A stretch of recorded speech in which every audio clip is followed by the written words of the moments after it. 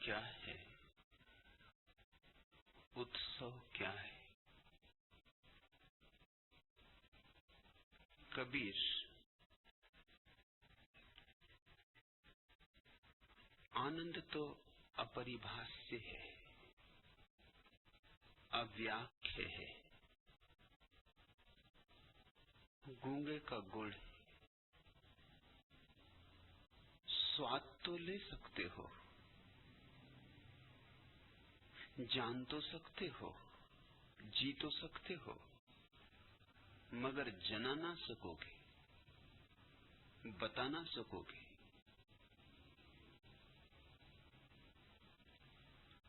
हृदय के अंतरतम में एक गीत तो उठेगा, मगर ओंठों तक ला ना सकोगे। अनगाया ही रह जाता है आनंद का गीत।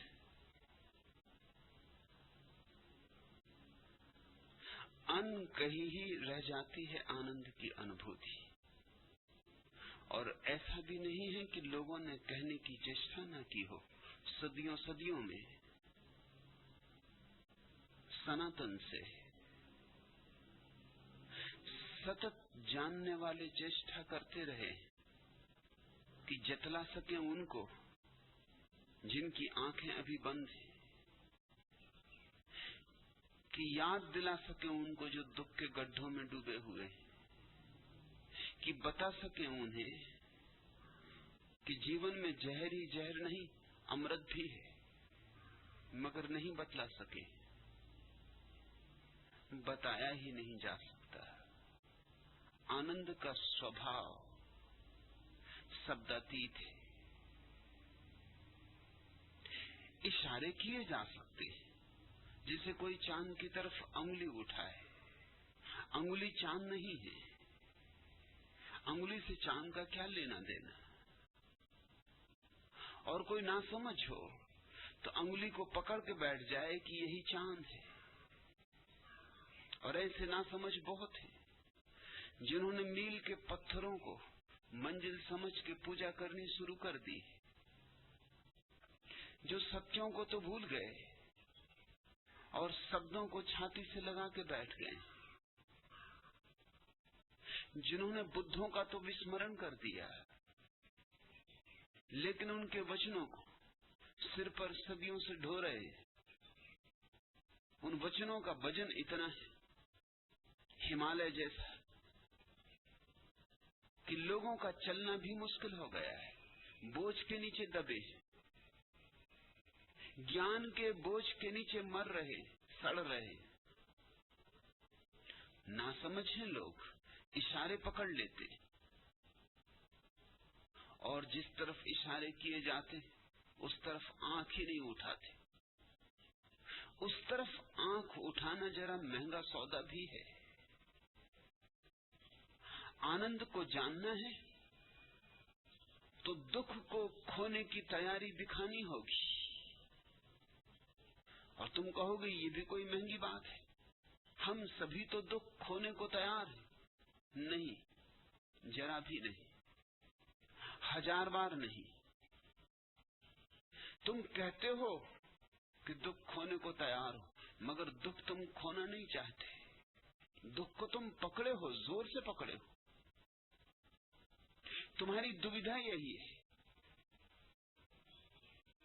तुम ऐसा ही अनुभव करते हो कि दुख से मुक्त होने की तुम्हारी बड़ी प्रबल आकांक्षा है, और भीतर भीतर तुम दुख के बीज बोते हो, दुख के जाल बुनते हो, क्योंकि तुम्हारे दुख में तुम्हारे बड़े न्यस्त स्वार्थ हैं। तुम्हारे दुख के बिना तुम्हारा अहंकार कैसे बचेगा। आनंद में अहंकार तिरोहित हो जाता है, जैसे कपूर उड़ जाए, बस ऐसे। दुख में अहंकार रहता है, और जिसको भी अपने अहंकार को बचाना है उसे अपने दुख को बचाना होगा। बचाना ही नहीं, रोज रोज बढ़ाना होगा, सजाना होगा, संवारना होगा। उसे नरकों पर नरक खड़े करने पड़ेंगे। एक सज्जन मुझसे पूछते थे कितने नरक हैं, मैंने कहा जितने खड़े करना चाहो उतने। किन्हीं का 1 से काम चल जाता है, किन्हीं से 2 से नहीं चलता, किन्हीं का 3 से नहीं चलता। व्यक्ति व्यक्ति पर निर्भर है। कितना बड़ा अहंकार चाहते हो उतने ही नरक खड़े करने पड़ेंगे। नरक अहंकार की सीढ़ियां हैं। स्वर्ग चाहते हो तो एक बात पक्की समझ लेना, मिटना होगा, अहंकार को विदा देनी होगी, ना कुछ होने की तैयारी दिखानी होगी। फकीरों ने सदा से कहा है जब तक मैं था तब तक परमात्मा नहीं, और जब मैं न रहा तब परमात्मा हुआ। ये मैं सिर्फ दुख में ही जी सकता है, दुख इसका भोजन है, और आनंद में इसकी मृत्यु हो जाती है। जैसे प्रकाश आ जाए और अंधेरा मर जाए, ऐसे ही आनंद आए तो अहंकार मर जाता है। तो आनंद की तरफ पहला इशारा कि वहां कोई अहंकार नहीं पाया जाता, किसी भांति की अस्मिता नहीं पाई जाती, मैं हूं ये भाव नहीं पाया जाता।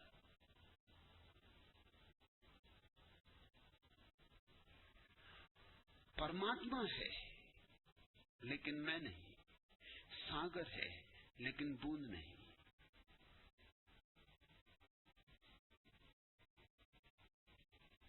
दूसरी बात, पर याद रखना इशारे हैं ये, परिभाषाएं नहीं। इंगित समझो तो बड़े काम आ जाएं, समझो तो हजारों काम हल हो जाएं। दूसरा इंगित, आनंद तुम्हारा स्वभाव है, दुख अर्जित करना होता है बाहर से, दुख के लिए झोली फैलानी होती, दुख मांगना पड़ता है, कोई दे तो मिले। आनंद किसी से मांगे नहीं मिलता, कोई लाख देना चाहे तो भी नहीं दे सकता, और तुम लाख मांगो तो भी मिल नहीं सकता। दुख भिखमंगों की दुनिया का हिस्सा है, आनंद सम्राटों की। आनंद के लिए झोली नहीं फैलानी होती, आनंद किसी से मांगना नहीं होता, आनंद किसी से मिलता ही नहीं। आनंद तो तुम्हारी निजता है, आनंद तो तुम्हारा स्वभाव है, आनंद तो तुम लेकर ही आए हो। अभी भी जब तुम दुख से भरे हो, जब तुम्हारे चारों तरफ दुख की छायाएं खड़ी, दुख के दंश, दुख के कांटे तुम्हारे प्राणों में छिदे, जब दुख की फांसी लगी, तब भी तुम्हारे अंतरतम में आनंद का झरना ही बह रहा है। उससे छूटने का कोई उपाय ही नहीं। स्वभाव से कोई कैसे छूट सकता है? भूल सकते हो स्वभाव को, विस्मृत कर सकते हो स्वभाव को, विनष्ट नहीं। आनंद भीतर जाने से मिलता है, दुख बाहर जाने से। दुख बहिर यात्रा है, आनंद अंतर यात्रा है। दुख पर निर्भर है, आनंद स्वनिर्भर। ज्ञापाल सात्र का वचन महत्वपूर्ण है। उसने कहा है दूसरा नरक है, द अदर इज हेल। इसमें सच्चाई का एक बहुत गहरा अंश है। दूसरा नरक है, लेकिन सिर्फ अंश ही है सच्चाई का, और महत्वपूर्ण अंश नहीं, गैर महत्वपूर्ण अंश। महत्वपूर्ण अंश तो जीसस के वचन में, the kingdom of God is with in you. परमात्मा का राज्य तुम्हारे भीतर है। ये दो हिस्से हुए एक ही सिक्के के। दूसरा दुख है, स्वयं का होना सुख है। दूसरा नरक है तो स्वयं का होना स्वर्ग है। दुख के लिए मन के बड़े आयोजन चाहिए। मन इंतजाम करे, मन खूब आयोजन करे तो दुख मिल सकता है। मन अर्थात तुम्हारी सारी वासनाएं, आकांक्षाएं, अपेक्षाएं, मन अर्थात तुम्हारी सारी कामनाएं, इच्छाएं, अभिलाषाएं, मन यानी तुम्हारी सारी बहिर्गामी दौड़, विचार की, कल्पना की, स्मृति की, ये जो मन है ये दुख का मूल उद्गम है। इसी मन के केंद्र पर अहंकार है और परिधि पर सारी वासनाओं का जाल है।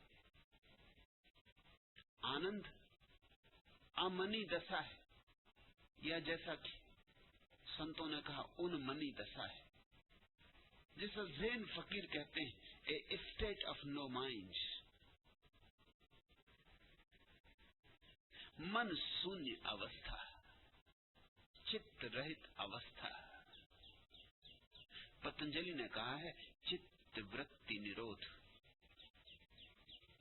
योग की परिभाषा कि जहां चित्त की सारी वृत्तियों का निरोध हो जाता है, जहां चित्त की कोई वृत्ति नहीं रह जाती, कोई तरंग नहीं रह जाती, जहां चित्त ही नहीं रह जाता, क्योंकि चित्त तरंगों का ही जोड़ है। जहां तुम इतने शांत होते हो, तुम्हारे चैतन्य की झील इतनी मौन होती कि एक लहर भी नहीं उठती, उस अनुभूति का नाम आनंद है। उस परम शांति का नाम आनंद है। उस स्वयं में प्रतिष्ठित हो जाने का नाम आनंद है। मैं तुम्हें आनंद की तरफ ले चल सकता हूं, ले चल रहा हूं। संन्यास कुछ और नहीं, वही अंतर यात्रा का दूसरा नाम है।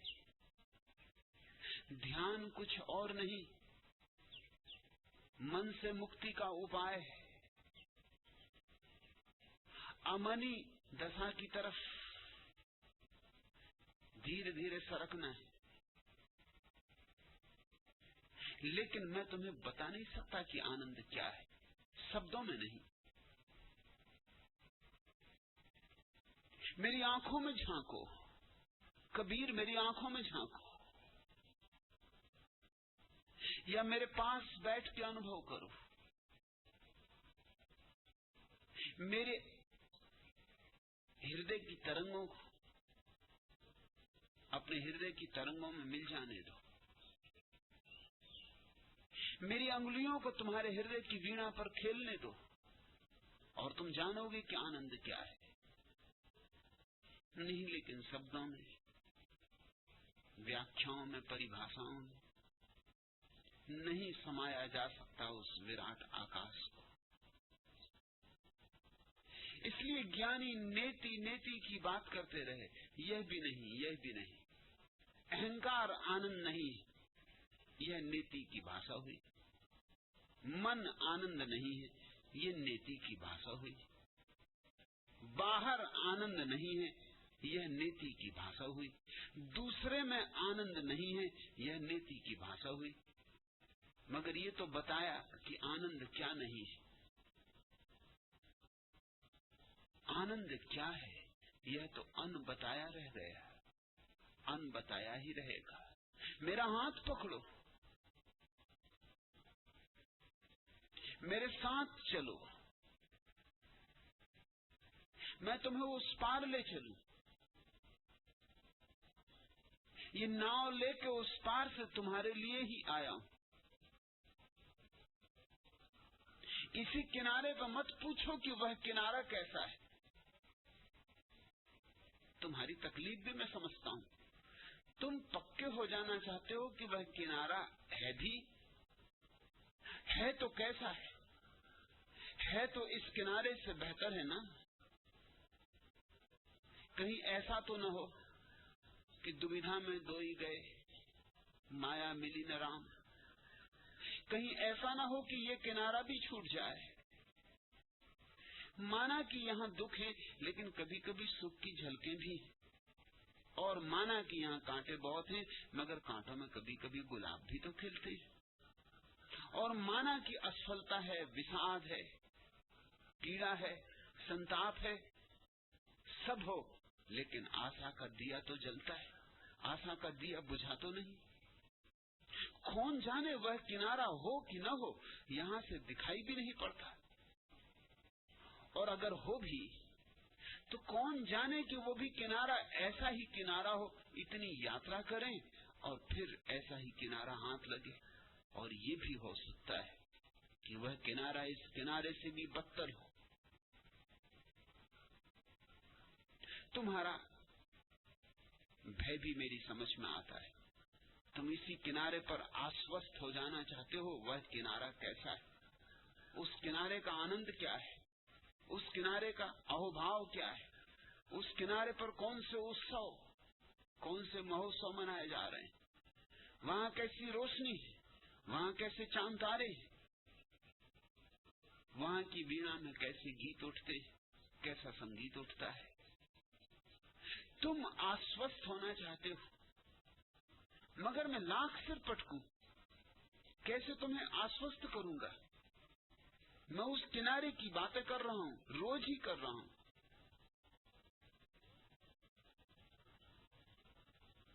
और तुम उस किनारे की आकांक्षा से भी कभी कभी भर उठते हो, मगर इस किनारे के फैलाव बहुत है। इस किनारे में तुमने जड़ें दूर दूर तक फैला दी। इस किनारे के साथ तुमने बहुत से संबंध बना लिए। इस किनारे पर तुमने घर बसा लिया और बड़ी मुश्किल से बसाया है। एक एक ईंट चुन चुन के बसाया है, जन्मों जन्मों में बसाया है। इस किनारे पर ही तो तुम्हारी सारी आत्मकथा घटी। इस सारे अतीत को छोड़कर एक अनजान अपरिचित आदमी के साथ, एक ऐसे माझी के साथ जिसकी नाव में कभी पहले सवारी नहीं की, न जिसकी नाव का भरोसा है, न जिसकी पतवार का भरोसा है, न जिसका भरोसा है। हो भी भरोसा तो कैसे हो। किसी अज्ञात तट की यात्रा पर निकलना, मन आश्वस्त हो जाना चाहता है। मन सब तरह के तर्क से अपने को समझा लेना चाहता है। मन कहता है इतना छोड़ के जा रहा हूं तो पक्का हो तो ही जाना ठीक है, मगर कोई कैसे पक्का करे। न कृष्ण कर सके, न बुद्ध, न कबीर, न क्राइस्ट, न मोहम्मद, न मंसूर। कोई निश्चिंत रूप से तुम्हें आश्वासन नहीं दे सकता। इसकी कोई गारंटी नहीं हो सकती। क्यों? क्योंकि उस किनारे पर जो है वो इस किनारे की भाषा में प्रकट नहीं होता।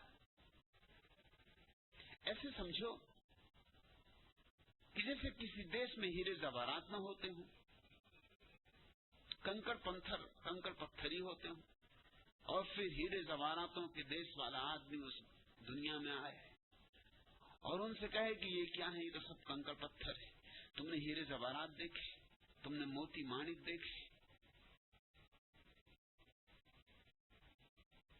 और लोग पूछे कैसे होते हैं हीरे जवाहरात, कैसे होते मोती माणिक, और वो आदमी चारों तरफ खोजे कि कोई उदाहरण मिल जाए, और कंकड़ पत्थर ही पाए। तो क्या तुम्हें कंकड़ पत्थरों से उदाहरण दे? वो कहेगा कि नहीं, तुम्हारी इस दुनिया की भाषा में मैं अपनी उस दुनिया को प्रकट न कर सकूंगा, क्योंकि वह सत्य का उल्लंघन होगा। ये रंगीन कंकड़ पत्थर, इनसे मैं कैसे हीरे जवाहरातों की खबर दूं? ये अनगढ़ कंकड़ पत्थर, इनसे मैं कैसे कोहिनूरों की खबर दूं? बेहतर है मैं चुप रहूं। बेहतर है कि मैं उस किनारे के गीत गाऊं, तुम्हें लालसा से भरूं, तुम्हारे भीतर एक उद्दाम अभीप्सा पैदा करूं उस किनारे पर चलने की। लेकिन उस किनारे के हीरे जवाहरातों के संबंध में कुछ भी ना कहूं, क्योंकि तुम्हारे कंकड़ पत्थरों से मैं कितना ही उस किनारे को समझाऊं, बात गलत हो जाएगी, बात बिल्कुल गलत हो जाएगी। और तुम ज्यादा से ज्यादा कंकड़ पत्थर ही समझ सकते हो। अगर मैं ये भी कहूं कि तुम्हारे कंकड़ पत्थरों से करोड़ करोड़ गुना ज्यादा कीमती, करोड़ करोड़ गुना ज्यादा चमकदार, ज्यादा रंगीन, ज्यादा रोशन, तो भी जो अंतर होगा वो परिमाण का होगा, गुण का नहीं होगा, मात्रा का होगा। और असली अंतर मात्रा का नहीं है, असली अंतर गुण का है। उस किनारे पर गुणात्मक रूप से कुछ भिन्न घट रहा है। दुख में और आनंद में परिमाण का भेद नहीं है, गुणात्मक भेद है। वे एक दूसरे से विपरीत हैं। वे इतने विपरीत हैं कि ज्यादा से ज्यादा इतना ही कहा जा सकता है कि आनंद दुख का अभाव है। इसलिए बुद्ध ने इस परिभाषा को चुना, आनंद दुख का अभाव है। वही नेति नेति की भाषा हो गई। मगर जो आदमी पूछ रहा है आनंद क्या है, उसे इससे तृप्ति नहीं मिलती कि दुख का अभाव है। बस दुख का अभाव, सिर्फ दुख ना होंगे बस। वह चाहता है कुछ विधायक जिसे पकड़ सके, कुछ साकार जो उसके प्राणों में रूप ले सके, आकार ले सके, दृश्य बन सके, कुछ जिसे वो स्पर्श कर सके। मगर आनंद का स्पर्श नहीं किया जा सकता। इस किनारे पर आनंद घटता ही नहीं। मन के जिस तट पर कबीर तुम अभी जी रहे हो, वहां आनंद न कभी घटा है न कभी घटेगा। तुम्हें ये किनारा छोड़ के चलना होगा। ले चलने को राजी हूं, तुम्हें उस तट तक पहुंचा दूंगा, मगर उस तट तक पहुंचने के पहले ये तट छोड़ना होगा। हमारी चाह ये होती है कि पहले हम वह तट पालें, फिर इसे छोड़ देंगे। गणित, तर्क यही कहेगा कि हाथ की आधी रोटी मत छोड़ देना पूरी की आशा में। गणित और तर्क यही कहेगा कि दूर के ढोल सुहावने होते, जो पास है उसे मत छोड़ देना दूर की आशा में। कौन जाने वहां जाके पता चले तो वो जो सुहावनापन था सिर्फ दूर से दिखाई पड़ता था। लंबी यात्रा के बाद कहीं विफलता हाथ न लगे, इसलिए ऐसे प्रश्न उठते। मैं जानता हूं तुम्हारा प्रश्न कोई सिर्फ बौद्धिक प्रश्न नहीं है। मेरे पास जो सन्यासी इकट्ठे हुए हैं, उनका कुतूहल बौद्धिक नहीं है। जिज्ञासा से भी ऊपर है उनकी बात मुमुक्षा है। कुतूहल तो है ही नहीं, जिज्ञासा भी नहीं, मुमुक्षा है। वे जरूर जानना ही चाहते, वे जरूर ठीक अनुभव करना चाहते, मगर मन कहता है कुछ प्रमाण मिल जाए, कुछ सहारे मिल जाए, कुछ बात सूझबूझ में आने लगे तो हम भी उतरे इस नाव में, हम भी चले उस किनारे। मेरे करीब आओ, मेरे शब्दों को ही मत सुनो, मेरे शून्य को अनुभव करो, मेरे निशब्द में तैरो। यह जो बुद्ध ऊर्जा क्षेत्र निर्मित हो रहा है, इसमें सब भांति समर्पित हो जाओ, सब भांति बेशर्त। धीरे धीरे बूंद बूंद अमृत टपकेगा, धीरे धीरे बूंद बूंद अमृत कंठ से नीचे उतरेगा। तुम जानोगे, निश्चित जानोगे कि आनंद क्या है। और तुमने पूछा है उत्सव क्या है। जब आनंद उपलब्ध होता है और उसे कहने का कोई उपाय नहीं मिलता,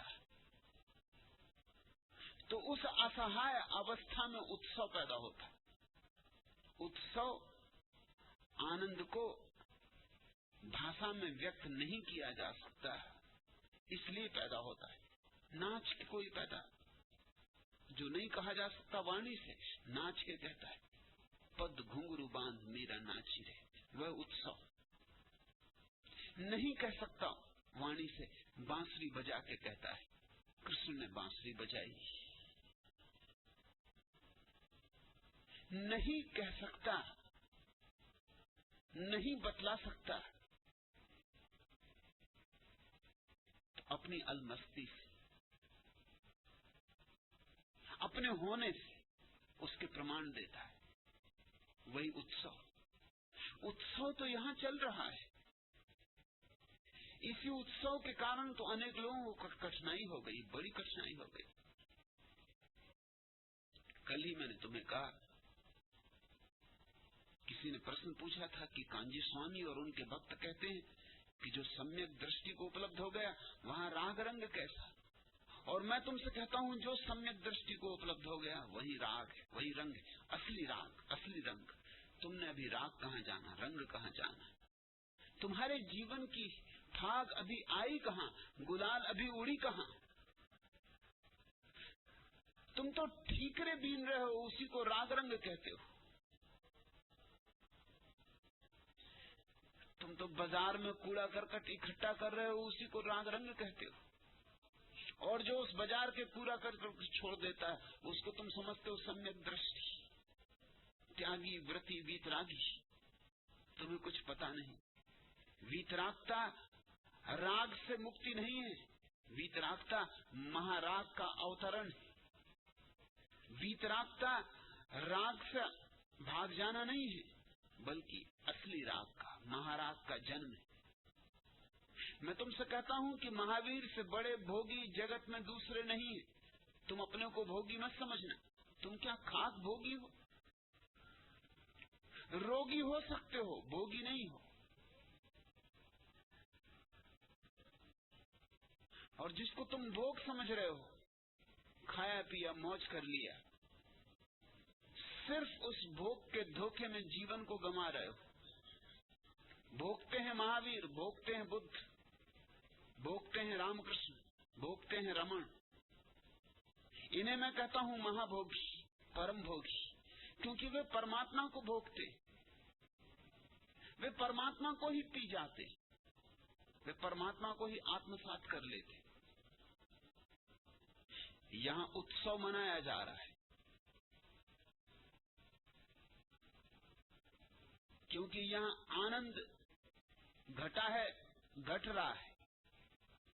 यहां धीरे धीरे लोग आनंद के स्वाद में तल्लीन होते जा रहे हैं। यहां वीणा बजी है, धीरे धीरे बहरे से बहरे कानों को भी सुनाई पड़ने लगी।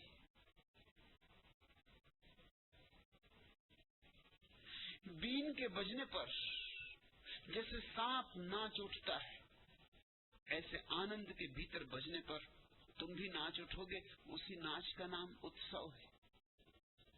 उत्सव का अर्थ है अनुग्रह, उत्सव का अर्थ है धन्यवाद, उत्सव का अर्थ है मुझ अपात्र को इतना दिया, इतना जिसकी ना मैं कल्पना कर सकता था ना कामना।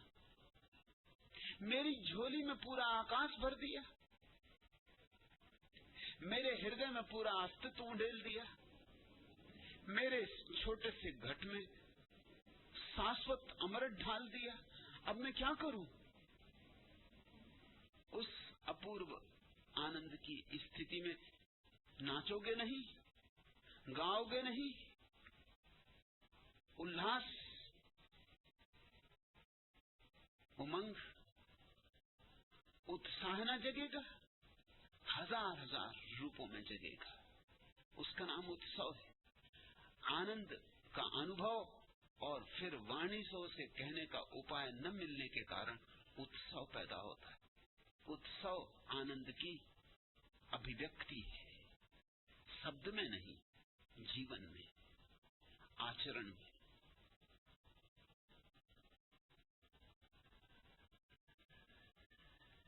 जो लोग बाहर से देखते, जो कभी यहाँ आते भी नहीं, उन्हें तो यही लगता है कि राग रंग चल रहा है, यहाँ उत्सव पैदा हुआ है। और स्वभावता परमात्मा भी उतरे तुम्हारे भीतर तो भी तुम्हारा उत्सव तो बहुत कुछ वैसा ही होगा ना, जैसा जगत का होता है। किसी को धन मिल जाए और नाच उठे, और मीरा को कृष्ण मिले और मीरा नाच उठी। अगर तुम नाच ही देखोगे तो दोनों का नाच एक जैसा ही मालूम होगा, क्योंकि नाच तो देह से प्रकट हो रहा है, लेकिन कारण भिन्न भिन्न है। वीणा इसलिए नाच रही कि ध्यान मिला, और तुम इसलिए नाच रहे हो कि लॉटरी मिल गई। दोनों के कारण भिन्न है, लेकिन बाहर से तो कारण का पता नहीं चलेगा। और भीतर उतरने की तो किसको तैयारी है, किसके पास समय है, किसके पास उत्सुकता है। भीतर उतरने में तो डर भी है कि कहीं ऐसे राग रंग के जगत में जाके हम भी डूब न जाएं, रंग न जाएं।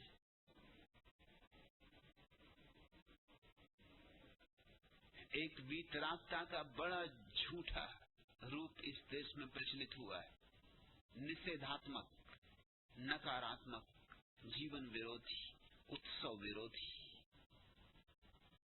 वह सिकुड़ना सिखाता है, फैलना नहीं। मैं तुम्हें फैलना सिखाता हूं। मैं तो मानता हूं विस्तीर्ण होना ही ब्रह्म के निकट आने का उपाय है।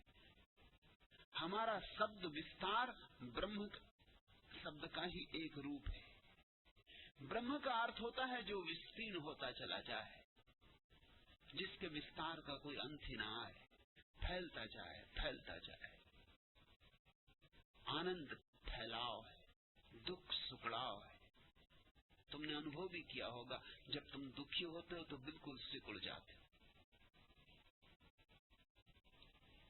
जब तुम दुखी होते हो, तुम द्वार दरवाजे बंद करके कोने में पड़ रहे थे। तुम चाहते हो कोई मिले ना, कोई बोले ना, कोई देखे ना, कोई दिखाई ना पड़े।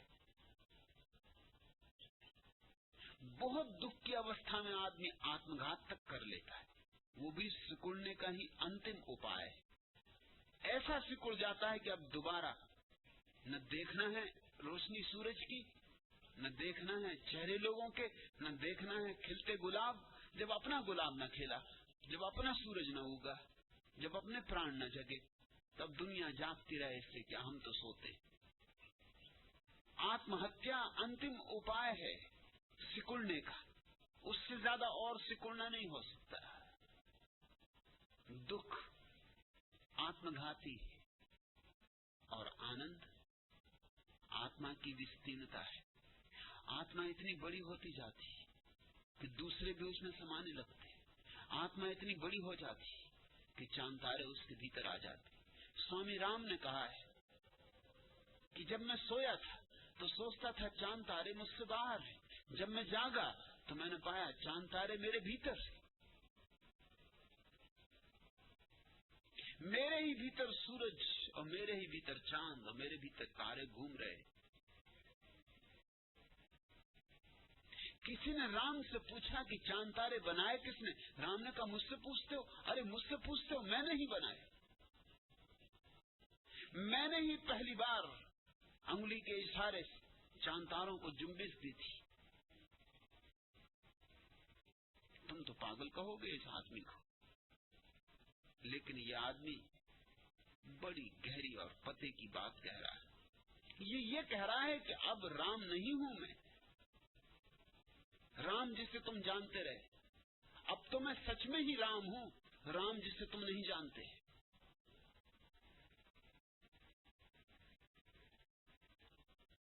अब तो मैं विराट के साथ एक हूं। विराट के साथ एक हो जाना आनंद, लेकिन आनंद को समा तो ना सकोगे।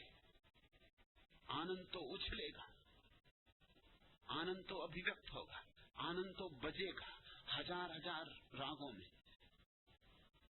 आनंद तो बरसेगा हजार हजार रंगों में। वही उत्सव। कबीर, आनंद है आत्म अनुभव, उत्सव है परमात्मा के प्रति धन्यवाद। जिन कुंजों में श्याम विहसते, राधा का भी ध्यान वही है। नेक अनेक देख छवि मैंने, मधुकर व्रत लेकर झूला डाला। फूली डाल कदम्ब बिना ऋतु, गल बाही की सरसी माला। जहां जहां श्यामा रस गर्वित, छवि का नवल विधान वही है। रास रचे छवि जीवन पथ पर, कल कंठों का लगता मेला।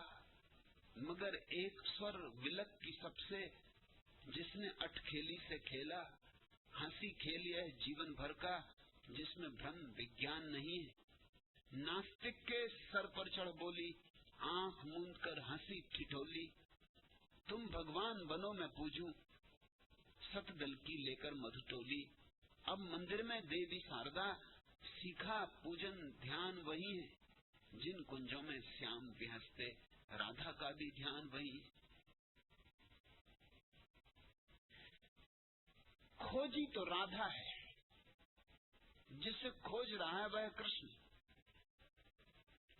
खोजी तो स्त्रीण है, जिसे खोज रहे परमात्मा वही एकमात्र पुरुष है।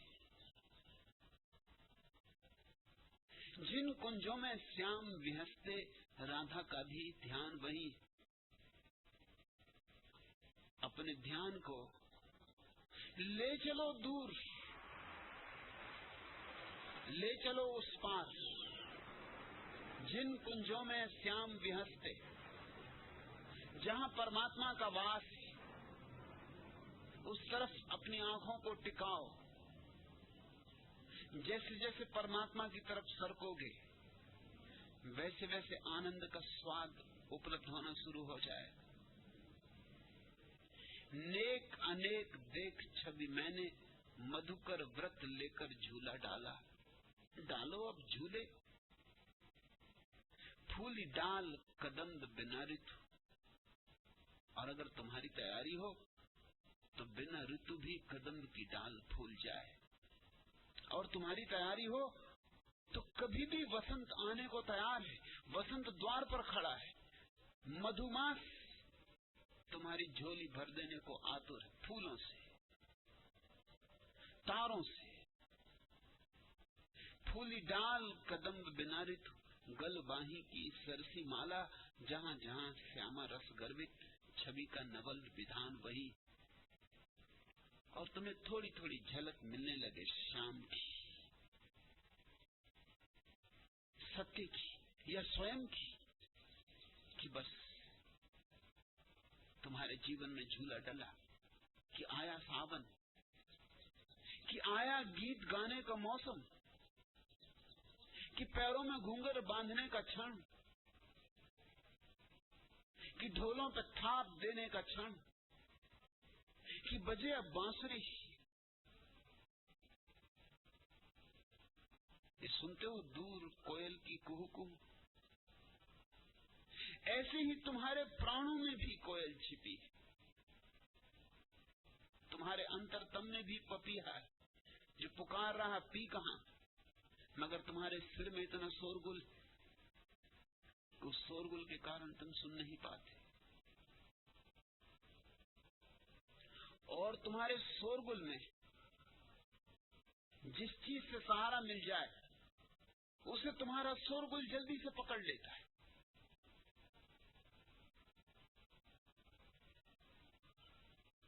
आनंद स्वभाव ने एक प्रश्न पूछा कि आपको 15 साल से सुनता हूं। सुनने के बाद घंटों चिंतन मनन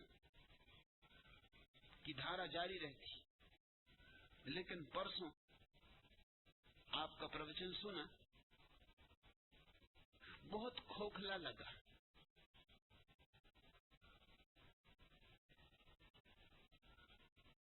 पंद्रह साल में आनंद स्वभाव ने कभी पत्र नहीं लिखा।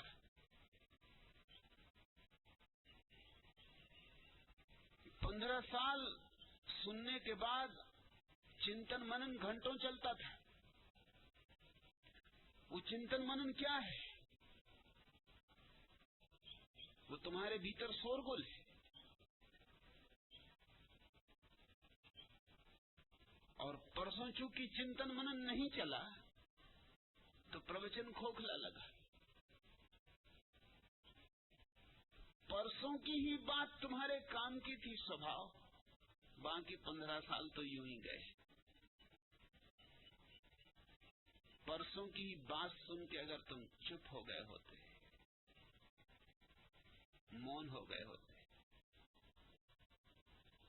शून्य हो गए होते,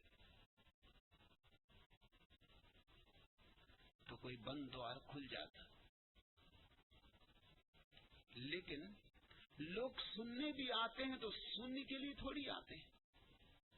सुनने आते हैं तो ज्ञान के लिए, कुछ पकड़ में आए, कुछ बुद्धि काम करे, कुछ बुद्धि का विचार चले, कुछ तारतम्य बंधे। तो 15 साल सब ठीक चला।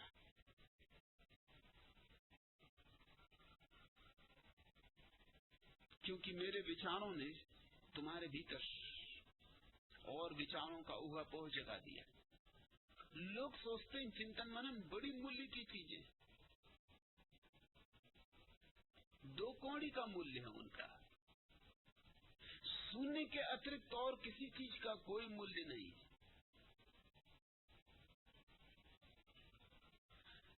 अगर मेरी बात सुनकर तुम्हें खोखली लगी थी, मौका चूक गए। उस क्षण तुम्हें भी बिल्कुल खोखला हो जाना था, तो शायद पहली दफा शून्य की झलक मिलती। मगर तुम सोचने लगे होगे कि अरे आज का प्रवचन जचा नहीं, आज की बात कुछ मन रुचि नहीं, आज की बात में कुछ था नहीं, कोई सार हाथ नहीं आया। तुम इस विचार में पड़ गए होगे। उसी विचार से तो ये प्रश्न आया। आदमी का मन बहुत अजीब है, वो हर चीज में से उपाय निकाल लेता है।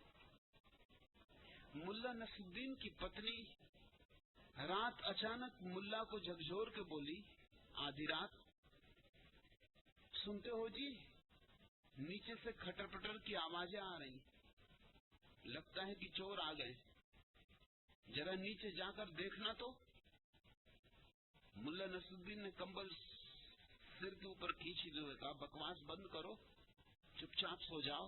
कहीं चोर भी खटर पटर की आवाजें करते? वे तो बिना कोई आवाज के ही अपना काम करते, कोई चोर वगैरह नहीं। चूहे वगैरह कूदते होंगे, शांत रहो। और मुल्ला तो कंबल ओढ़ के बिल्कुल मुर्दा हो गया। कुछ समय बाद मुल्ला की पत्नी ने फिर मुल्ला को हिलाया और बोली, सुनते हो जी, नीचे से आवाजें अब बिल्कुल नहीं आ रही, देखना कहीं चोर तो नहीं।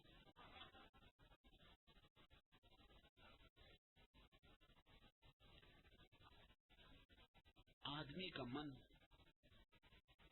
यहां से भी वहां से भी सब तरफ से विचारों का ऊहापोह खोजता है, निर्विचार होने से डरता है। स्वभाव। तुमसे कहा किसने कि मेरी बातें सुन के चिंतन मनन करो? सुनो और बोलो, कहते ना, नेकी कर और कुएं में डाल। सुनो और भूलो, जरा भी भीतर सरकने मत दो। मेरे पास शून्य सीखना है। मेरे पास तुम्हें देखना है कि तुम्हारे भीतर कुछ भी नहीं है, क्योंकि उस ना कुछ में सब कुछ के घटने की संभावना है। लेकिन मन भी बड़ा अजीब है। 15 साल में धन्यवाद नहीं दिया, एक दिन बात नहीं जमी तो शिकायत आ गई। करने के लिए मन कितना आतुर होता है, धन्यवाद देने में कितना कंजूस। मैंने सुना है एक मुसलमान बादशाह का एक नौकर था, उसे बड़ा प्यारा था, नौकर जैसा संबंध नहीं रहा था, उससे मैत्री जैसा संबंध हो गया। जी जान देने को तैयार रहा सदा बादशाह के लिए।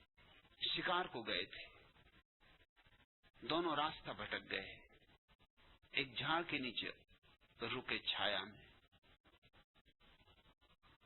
सांझ होने लगी, भूख भी लगी। उस वृक्ष में एक ही फल लगा, अनजाना अपरिचित फल। सम्राट ने हाथ बढ़ा के तोड़ लिया। नौकर ने कहा, मालिक मुझे मालूम कि आपको भूख लगी, मुझे भी भूख लगी, लेकिन यह अपरिचित फल है, इसकी पहली फांक मुझे खाने दें। पता नहीं जहरीला हो, पता नहीं घातक हो, जब मैं हां कह दूं तब आप चखें।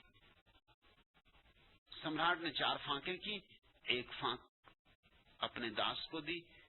उसने फांक ली और इतने आनंद से खाई, आंखों में उसके आनंद के आंसू आ गए। उसने कहा, मालिक बहुत आपके सत्संग में सुस्वादु भोजन मिले हैं, किसको मिले होंगे, मगर नहीं, इस फल का मुकाबला नहीं। एक फांक और।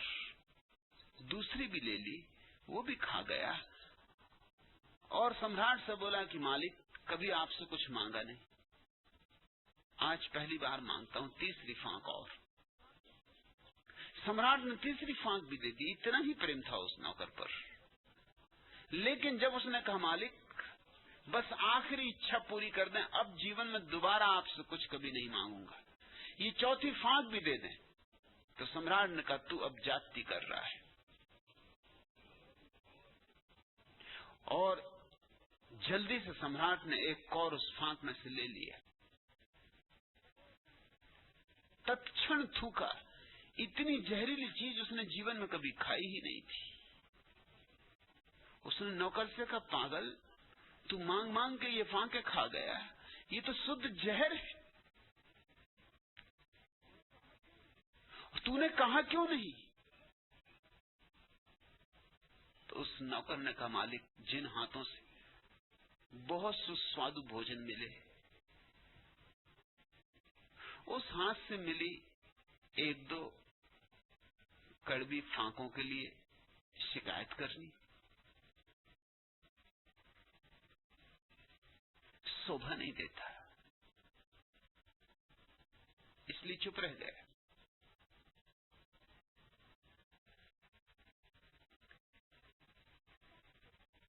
क्या बात करनी इस एक फांक की?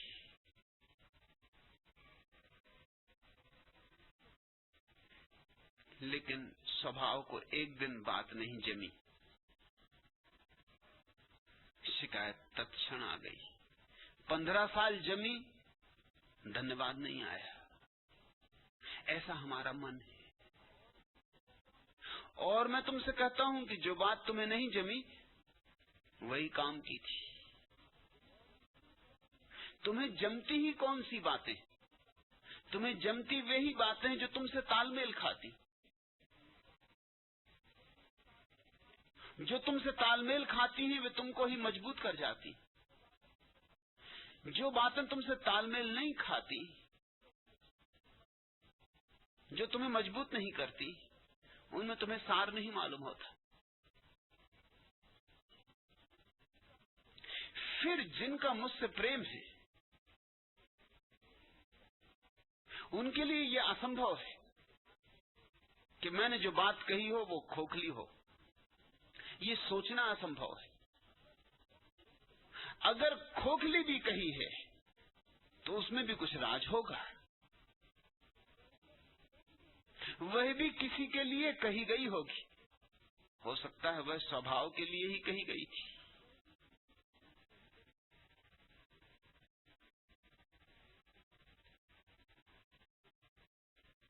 आनंद है अनुभव,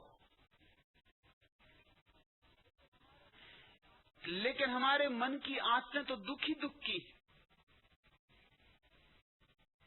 शिकायत, निंदा, विरोध, ये हमारी मन की आदतें।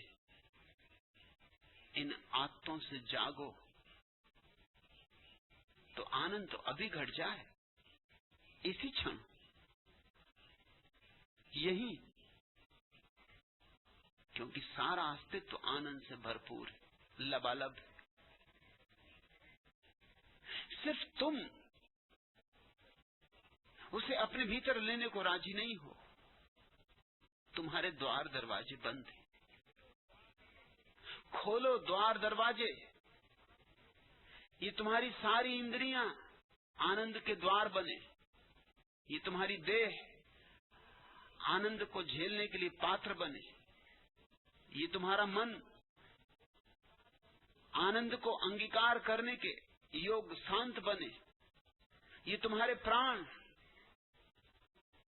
आनंदित होने के योग विस्तीर्ण हो। फिर जो होगा वह उत्सव है। फिर तुम भी चांद तारों के साथ, फूलों के साथ, वृक्षों के साथ, हवाओं के साथ नाच सकोगे। उत्सव आनंद की अभिव्यक्ति है। जब सौरभ सुधा लुटाता है तब परिचित पाहुन जीवन का कुस्मित कानन में आता है, रजनी गंधा की छाया में। रस रूप रंग चितवन पुलकन, तन मन से आंख मिचौनी कर, छिप छिप बरसाता मधु के घन, इंद्रासन की मधुमाया में।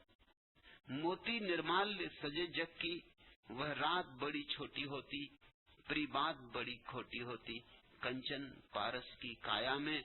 जब सौरभ सुधा लुटाता है तब परिचित पाहुन जीवन का कुसुमित कानन में आता है, रजनी गंधा की छाया में।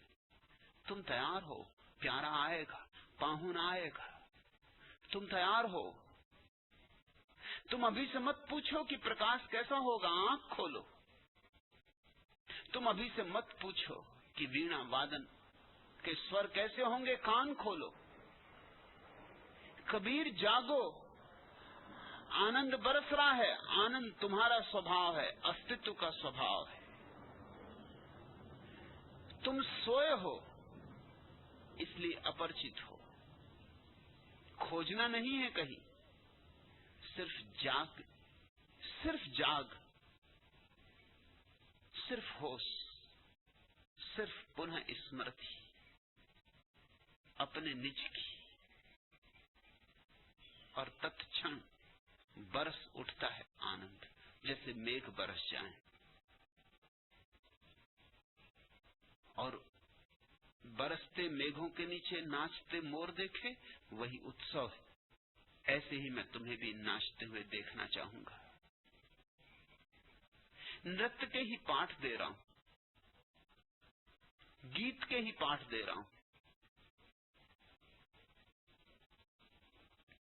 गज गामिनी बिहरो, हृदय कुंज के छवि निकुंज में, पी आश्रम हरिणी सुवासिनी, प्रेम पुंज रस प्रभा हासनी, प्रकृति वधु लीला प्रकाशनी, उषा से रजनी तक छम छम, सरस राग रस गंध भरो। त्रसा तपन से जब जल उन्मन, नयन निहार थके सावन घन, बन बन तब करुणा की बदरी, बरसाती हो स्वाति के कण, पीर हरण मादक मधु मुरली, सब दिन अधर धरो। प्रेम पराग शक्ति सीता की, विश्व मंत्र जीवन गीता की, राधा हो तुम नट नागर की, गति नव प्रकृति पुनीता की, रति हो कामदेव की, मेरे नित छबिसी लहरो। गज गामिनी बिहरो, उषा से रजनी तक छम छम, सरस राग रस गंध भरो, पीर हरण मादक मधुमुरली, सब दिन अधर धरो। जो द्वार तुम्हारे लिए खोल रहा हूं वह अदृश्य मंदिर का द्वार है। तुम अगर अपने किनारे की जंजीरों, अपने किनारे के मोह, सुरक्षाओं, सुविधाओं को छोड़ने को तैयार हो तो देर नहीं लगेगी, जरा भी देर नहीं लगेगी। क्या पूछते हो आनंद क्या है? आनंद को ही क्यों न जान लें? क्या पूछते हो उत्सव क्या है? उत्सव ही क्यों न मना लें? आनंद के संबंध में कितना ही जान लो आनंद नहीं होगा, उत्सव के संबंध में कितना ही जान लो उत्सव नहीं होगा। उत्सव शब्द उत्सव नहीं, आनंद शब्द आनंद नहीं। आनंद भी अनुभव, उत्सव भी अनुभव।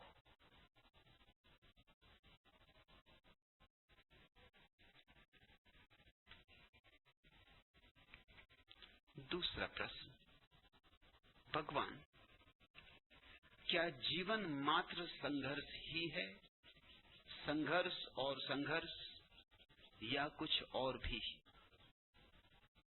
कृष्ण तीर्थ,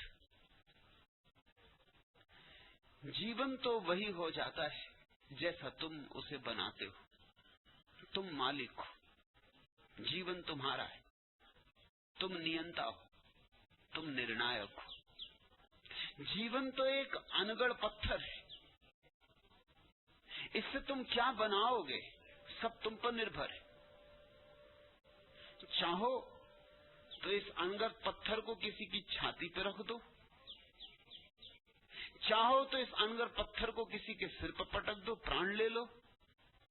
चाहो तो इस अनगढ़ पत्थर को गढ़ो, मूर्ति बनाओ जो किसी मंदिर में शोभा बने, जो किसी मंदिर की आराध्य बने। सब तुम पर निर्भर है। जीवन तो मिलता है एक कोरी किताब की भांति, गालियां लिखोगे कि गीत, सब तुम पर निर्भर है। जीवन तो मिलता है एक वीणा की भांति, शोरगुल मचाओगे कि संगीत पैदा करोगे, सब तुम पर निर्भर है। तुम मुझसे पूछते हो क्या जीवन मात्र संघर्ष ही है?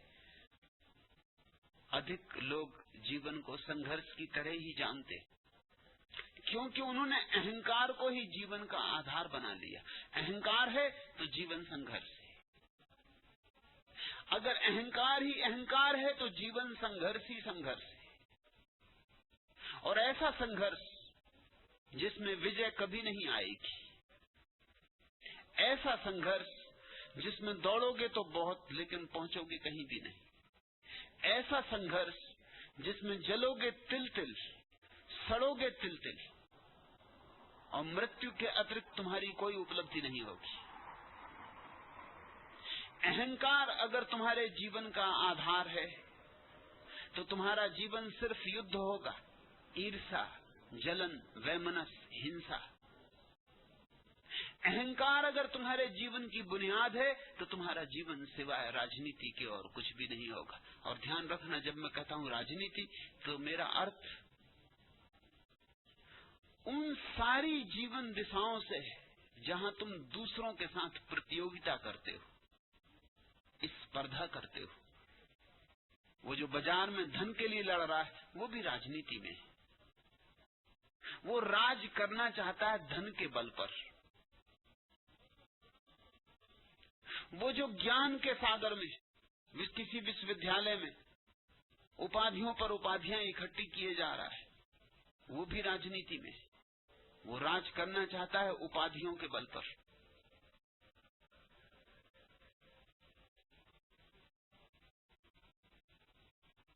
मैं बनारस में मेहमान था, जिनके घर मेहमान था वो एक सज्जन को मुझे मिलाने लाए। उन्होंने बड़ी प्रशंसा में कहा कि आप मिलने योग्य व्यक्ति हैं, आप 12 विषयों के एमए। मैंने कहा इन्हें बाहर करो क्योंकि इनका दिमाग खराब होगा।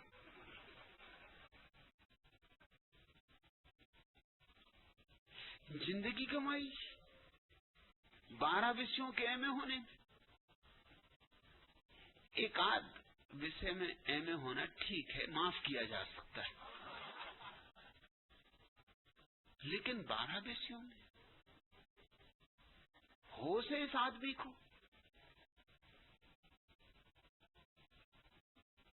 क्या करोगे 12 विषयों में एमए होकर?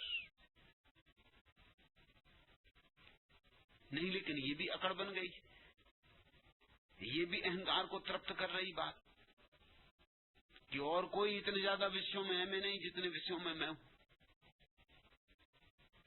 हालांकि इस आदमी के चेहरे को देख के मुझे जरा भी नहीं लगा कि इसमें बुद्धिमत्ता की कोई भी झलक हो भी नहीं सकती। 12 विषयों में एमए होते होते बुद्धू हो ही जाएगा, कोई भी हो जाएगा। विश्वविद्यालय से अपनी बुद्धिमत्ता को बचा के निकल आना बड़ा कठिन काम है।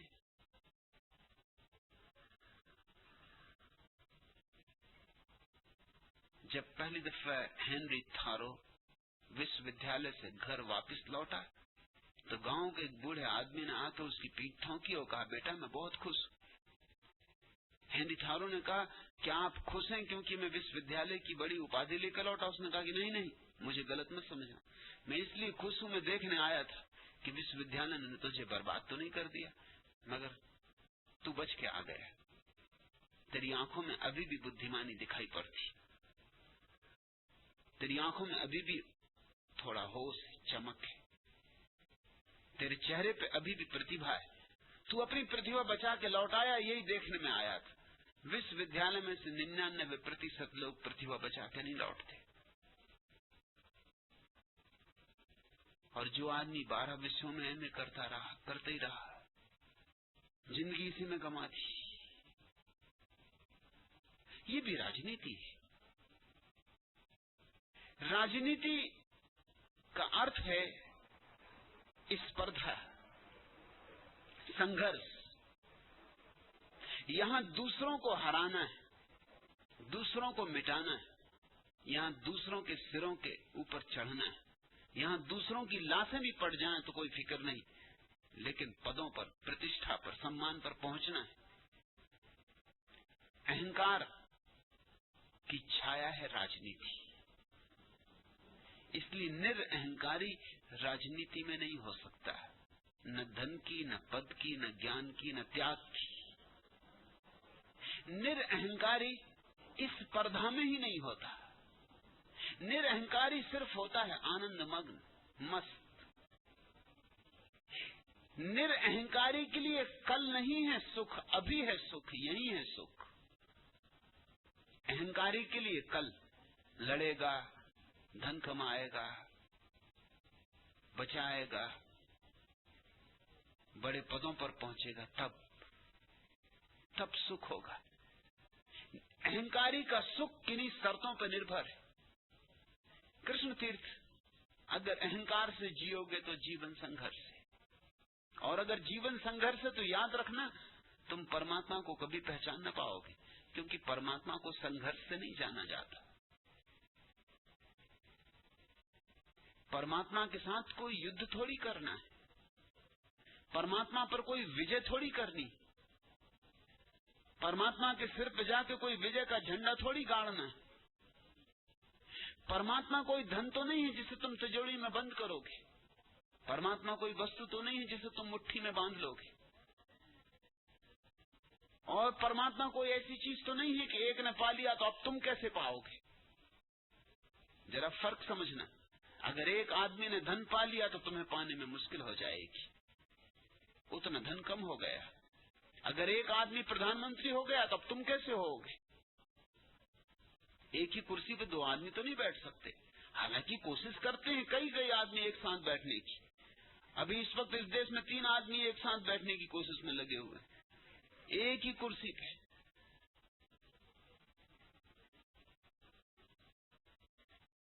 मगर एक कुर्सी पे कैसे बैठोगे,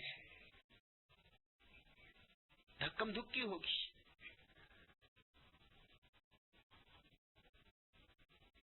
इस जगत में सब चीजें सीमित है। इस जगत में जो कुछ भी पाने जाओगे वहां तुम पाओगे अगर किसी और ने पा लिया तो तुम्हारी उतनी कम हो गई बात, उतना तुम्हें कम मिलेगा। इसलिए अहंकार प्रत्येक को दुश्मन मानता है, कहे चाहे न कहे। तुम चाहे लाख कहो कि हम सब मित्र हैं, मगर जब तक तुम संघर्ष में लगे हो कैसे मित्र हो सकते हो।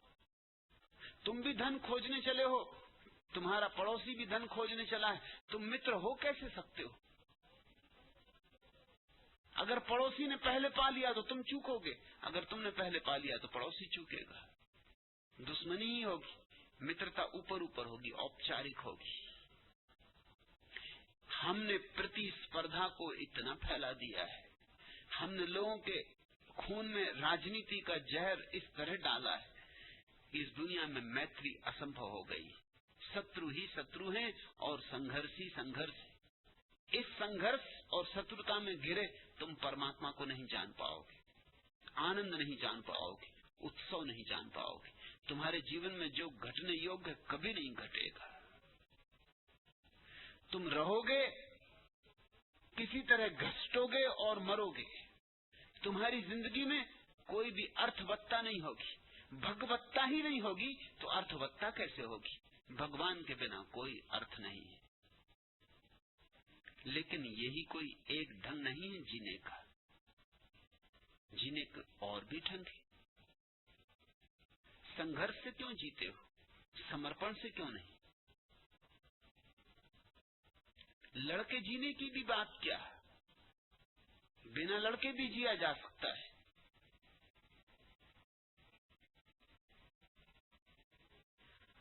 आशा की रात में तारों की बारात देख, सबनम सी जिंदगी आई उतर धरती के पात पर करके सिंगार।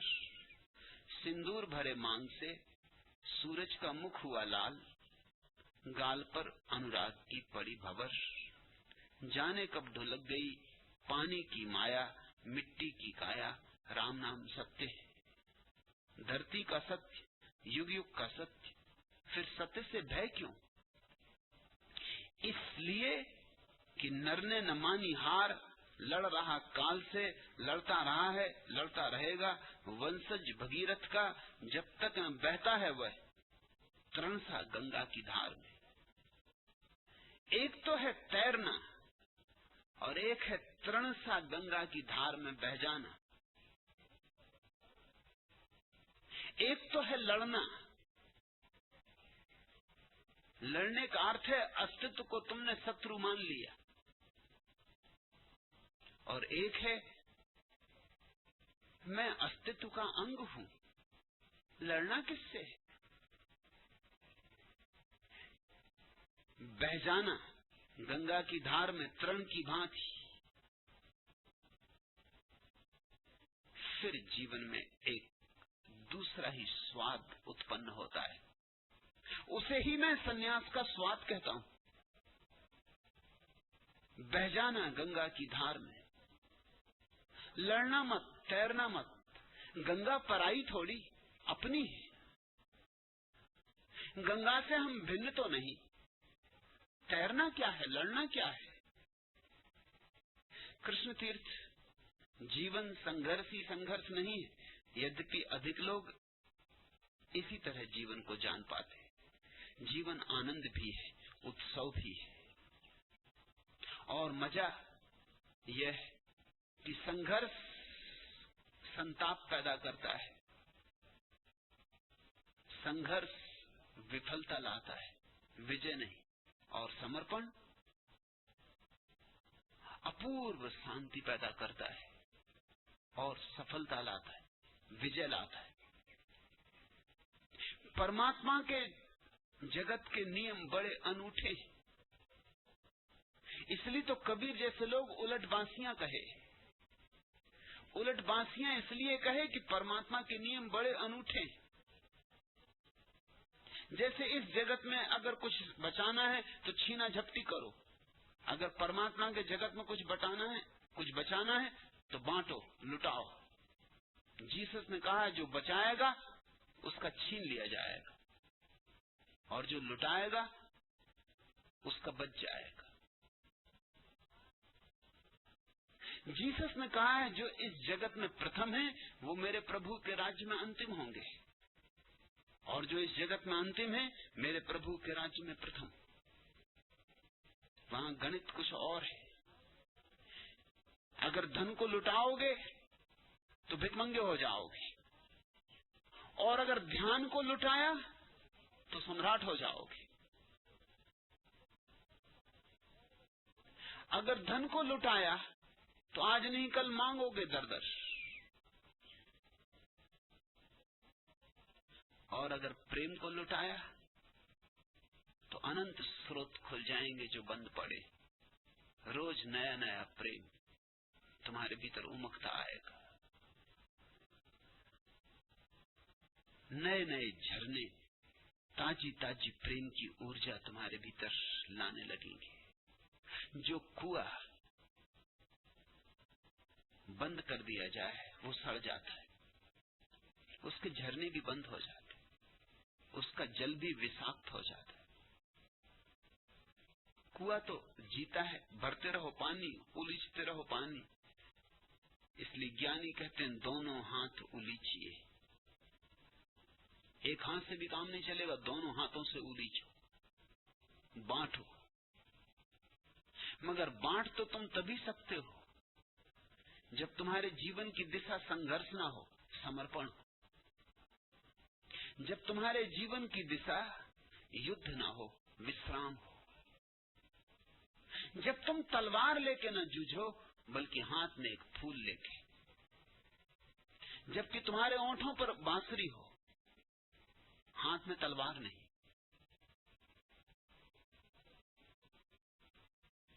इसलिए मुझे राम की प्रतिमा, धनुर्धारी राम की प्रतिमा कभी भी मन नहीं भाई। मेरे मन तो बांसुरी बजाते कृष्ण भाई, धनुर्धारी राम कहीं न कहीं संघर्ष के प्रतीक है, युद्ध के प्रतीक है। कहीं न कहीं जीतना है। और इसलिए ठीक किया इस देश ने कि कृष्ण को छोड़ के किसी को पूर्ण अवतार नहीं कहा, सबको अंश अवतार कहा। शुभ है, सुंदर है, मगर आंशिक रूपों में। कृष्ण को पूर्ण अवतार कहा। क्यों? क्योंकि बांसुरी पे जाके बात पूर्ण हो गई, आनंद पर जाके बात पूर्ण हो गई, उत्सव पे जाके बात पूर्ण हो गई। अब उसके पार कुछ भी ना बचा। कृष्ण तीर्थ बांसुरी की टेर सुनो। बांसुरी क्या कह रही? संघर्ष नहीं, समर्पण।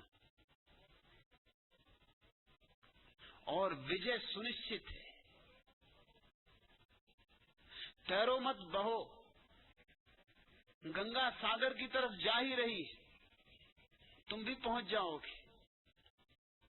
लेकिन कुछ हैं जो न केवल तैरते हैं बल्कि उल्टी धार में तैरते, जो गंगोत्री की तरफ तैरने की कोशिश करते। उसका भी कारण है, अहंकार को तभी रस आता है जब उल्टा कुछ करो। इस अहंकार के रस के मनोविज्ञान को तुम ठीक से समझ लो, क्योंकि सदियों में हजारों हजारों लोगों ने इसी तरह अपने जीवन को गंवाया है, इसी मनोविज्ञान को न समझने के कारण। एक आदमी सिर के बल खड़ा हो जाता है, भीड़ लग जाती फौरन। तुम पैर के बल घंटों खड़े रहो, कोई नहीं आता। बड़ी अजीब दुनिया है।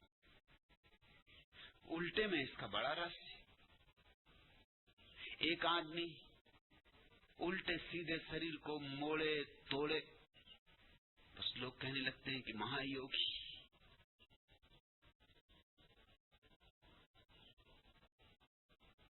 कोई आदमी उपवास करे और लोग कहते हैं त्यागी, तपस्वी। कोई धूप में खड़ा रहे, कोई सीट में गलता रहे, कोई हिमालय पे जाके नंगा बैठ जाए, बर्फ पड़ती रहे, बस लोग बड़े आदर भाव से भर जाते। ये आदर भाव बहुत भिन्न नहीं है उस आदर भाव से जो तुम सर्कस में दिखलाते हो, सर्कसी काम करने वाले लोगों के प्रति, कि कोई रस्सी पे चल रहा है नट, और तुम्हारी धक धक बंद हो जाती कि कहीं गिर न जाए। कोई आग के वर्तुलों में से कूद रहा है।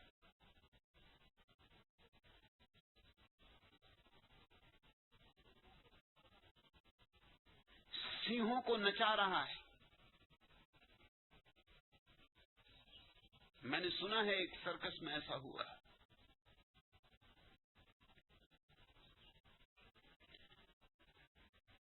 सिंहों को नचाने वाला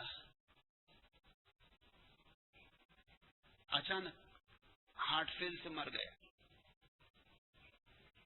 भर दोपहरी, ज्यादा समय नहीं, शाम होने का वक्त आ रहा है, सर्कस का विज्ञापन हो चुका है। क्या करें अब, क्या ना करें। मैनेजर ने गांव भर में ढूंढी पिटवाई कि है कोई हिम्मतवर जो कुछ सिंहों के साथ खेल कर सके। और देख के चकित हुआ, आई एक महिला, सुंदर महिला। उसने कहा, तू क्या कर सकती, तू क्या कर पाएगी? उसने कहा, मैं वो चमत्कार कर सकती हूँ जो अभी तक किसी ने नहीं किया होगा। मैं जाके घुटने के बल खड़ी हो जाऊंगी और तुम देखना, सिंह आके अगर मेरा चुंबन ना ले। मैनेजर भी हैरान हुआ। चमत्कार उसने बहुत देखे थे, जिंदगी भर मैनेजरी की, सर्कस की एक से एक काम देखे थे, मगर ये काम उसने नहीं देखा था। उसने कहा, तू ठीक कह रही, ठीक, तो जो तेरी मांग हो पूरी कर देंगे। आज का खेल अगर सफल हुआ तो तू जो तनख्वाह मांगेगी कल से तेरी तनख्वाह तय हो जाएगी, और आज का तुझे जो चाहिए वो मांग ले। उसने कहा, पीछे ले लेंगे, लेने की बात पीछे हो जाएगी, पहले खेल हो जाए। गांव भर में खबर भी फैल गई। उस दिन बड़ी भीड़ भाड़ थी, क्योंकि लोगों ने देखा था हंटर मारते हुए आदमी को, शेरों को नचाते, लेकिन एक सुंदर स्त्री वहां जाके घुटने टेक के खड़ी हो जाएगी और सिंह उसका चुंबन लेगा। और ये हुआ। वह युवती आई, आके घुटने टेक के खड़ी हो गई।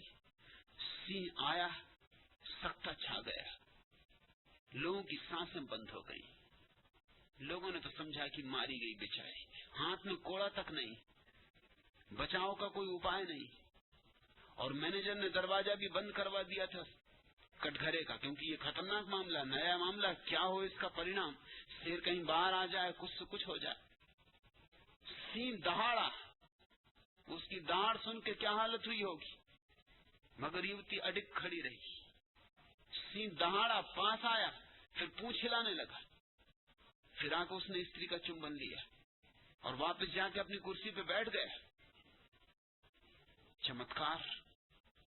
मैनेजर ने घोषणा की कि 10,000 रुपए हम इनाम देते हैं इस स्त्री को। अगर कोई मर्द यहां हो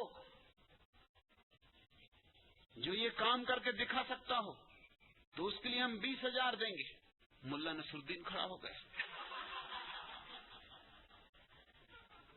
लोगों में और सत्ता छा गया कि बड़े मियां को क्या सूझा, ये किसी एक ताकतवर कुत्ते को भी न संभाल पाए। अब तो और भी सन्नाटा छा गया। मुल्ला पहुंचा, मैनेजर ने कहा कि बड़े मियां, आप होश में हो, ज्यादा तो नहीं पी गए हो, क्या करने जा रहे हो? ये सिंह है और इस स्त्री को उसने चूमा है, आप भी ये खेल करके दिखा सकते हो? उसने कहा, बिल्कुल दिखा सकता हूं, लेकिन पहले सिंह के बच्चे को बाहर निकालो, यही खेल करके दिखाऊंगा। मगर जब तक सिंह भीतर है तब तक मैं भीतर नहीं जाऊंगा।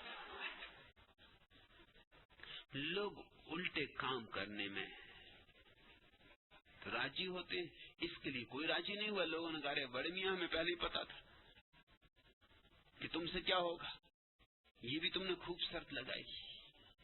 हो हल्ला हो गया, हंसी मजाक हो गई। लोग उल्टे में रस लेते हैं, उल्टे से अहंकार की तृप्ति होती।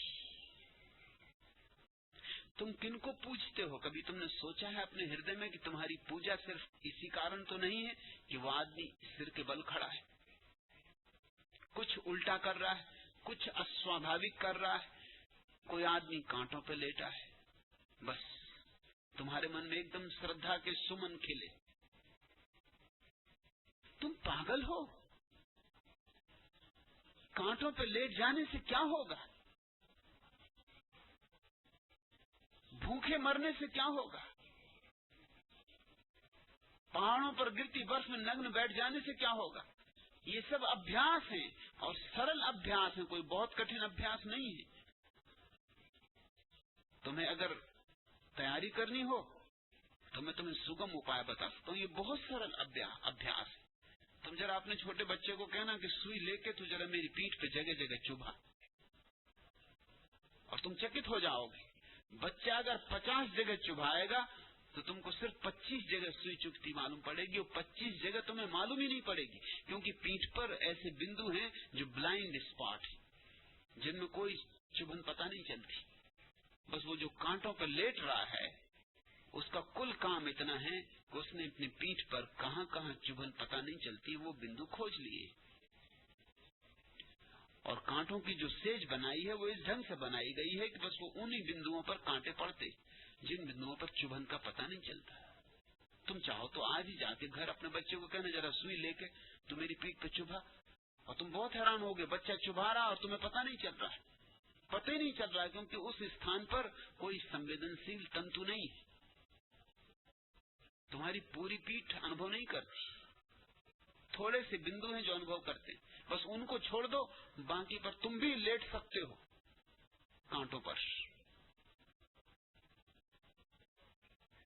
तिब्बत में लामा अभ्यास करते हैं श्वास की एक खास प्रक्रिया का। एक खास ढंग से श्वास लेना गहरी, और उसको खास समय तक भीतर रोकना, फिर उसे झटके से बाहर फेंक देना, फिर तेज तीव्रता से श्वास लेना, पूरे फेफड़ों को भर लेना, फिर उसे भीतर रोकना। साधारणता तुम जो श्वास लेते हो इससे तुम्हें उतनी गर्मी मिलती है जितनी तुम्हारे शरीर को जरूरी है। ये जो तिब्बती ढंग है श्वास लेने का, पूरे फेफड़े को भर देना। तुम आमतौर से जो श्वास लेते हो उससे तुम्हारा 1/3 फेफड़ा श्वास से भरता है। 6000 छिद्र अगर तुम्हारे फेफड़े में है तो केवल 2000 छिद्रों तक श्वास पहुंचती। 4000 छिद्रों में कार्बन डाइऑक्साइड इकट्ठी होती रहती। वो जो तिब्बती ढंग है उसमें पूरे 6000 छिद्र ऑक्सीजन से भर जाते। 3 गुनी मात्रा में ऑक्सीजन तुम्हारे भीतर हो जाती। ऑक्सीजन अग्नि है, अगर उतनी ऑक्सीजन को तुम अपने भीतर रोक सको तो तुम्हारा खून उत्तप्त होने लगता है। उस उत्तप्त खून के कारण बर्फ भी पड़ती रहे तो तुम्हारे शरीर से पसीना चूता रहेगा। अब ये सिर्फ साधारण अभ्यास है, ये तुम कर सकते हो, इसमें कोई अड़चन नहीं। मगर तिब्बती लामा को लोग इसलिए सम्मान देते कि चमत्कार, इसको कहते योग बल। ये न योग बल है न कोई चमत्कार है, और जितने चमत्कार तुम सोचते हो वो सब इसी तरह के, उन सब की व्यवस्था है। मगर कोई आदमी उल्टा कर रहा है और तुम्हारे मन में समादर पैदा होता है। इस कारण दुनिया में धर्म करीब करीब सर्कस का खेल हो गया। मैं एक ऐसा धर्म देखना चाहता हूं दुनिया में जो स्वाभाविक हो। उसको सम्मान दो जो बिल्कुल स्वाभाविक है, उसको सम्मान दो जो बिल्कुल प्राकृतिक है, तो अधिकतम लोग इस दुनिया में धार्मिक हो सकेंगे। और सबसे ज्यादा स्वाभाविक बात क्या है? संघर्ष से मुक्त हो जाना। क्योंकि जो संघर्ष से मुक्त हुआ उसके तनाव गए, उसकी चिंताएं गई। जो संघर्ष से मुक्त हुआ वह शिथिल हुआ, विश्राम को उपलब्ध हुआ। गंगा की धार में उल्टे मत तैरो, गंगा की धार में साथ बहो। ये धार अपनी, हम भी इस धार के हिस्से। जीवन की इस गंगा में बहते चलो, ये गंगा सागर तक पहुंच ही जाएगी। ये जा ही रही, तुम नाहक परेशान हो रहे हो। तुम्हारी वैसी है जैसे एक सम्राट राजमहल लौट रहा था शिकार खेलकर। रास्ते में उसे एक बूढ़ा आदमी मिला जो सिर पर गठरी लादे हुए चल रहा है किसी तरह। बहुत बूढ़ा है और बोझ ज्यादा है। ऐसे सम्राटों को दया नहीं आती, लेकिन एक तो शिकार करके लौट रहा था, जंगल था, अकेला था। इस बूढ़े आदमी को बड़ी देर से देख रहा था कि घसीट रहा है। कहा कि रुक, तू आके मेरे रथ में बैठ जा। बूढ़े की हिम्मत तो नहीं पड़ी, लेकिन सम्राट आज्ञा दे तो इनकार भी नहीं कर सका। तो किसी तरह सिकुड़ के सम्राट के चरणों में रथ में बैठ गया, मगर वो जो रखे है सिर पर बोझ, वो सिर पर ही रखे रहा। सम्राट ने कहा, अरे पागल, अब ये बोझ सिर पे क्यों रखे, इसको नीचे क्यों नहीं रख देता?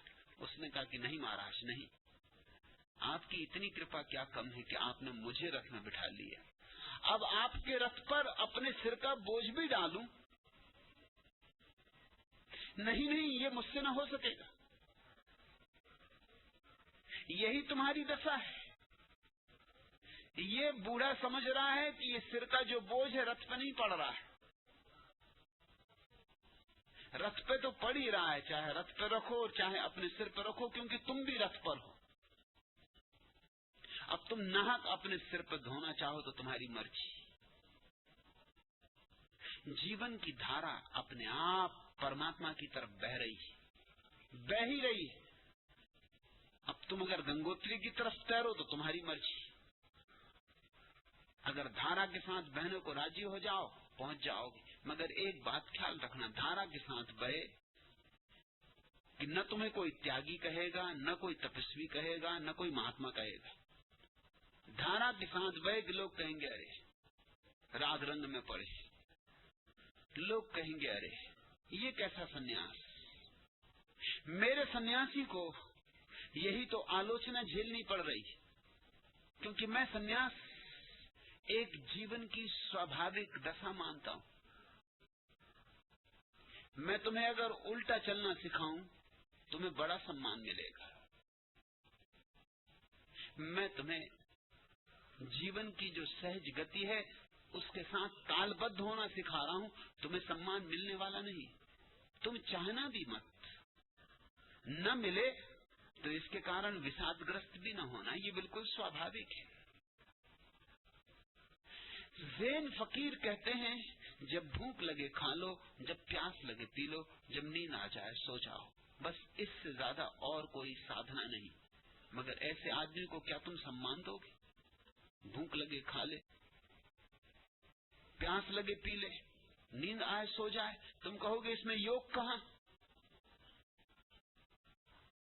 यम नियम इत्यादि का क्या हुआ? आसन प्राणायाम प्रत्याहार उस सब का क्या हुआ?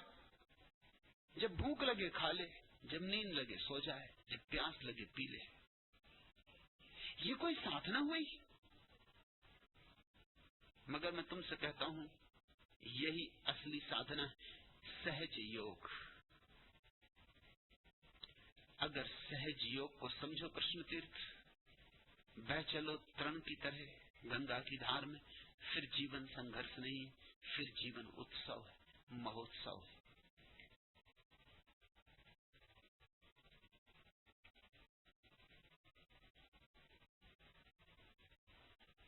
चौथा प्रश्न, भगवान इस जीवन में मैंने दुख ही दुख क्यों पाया है? सुजाता,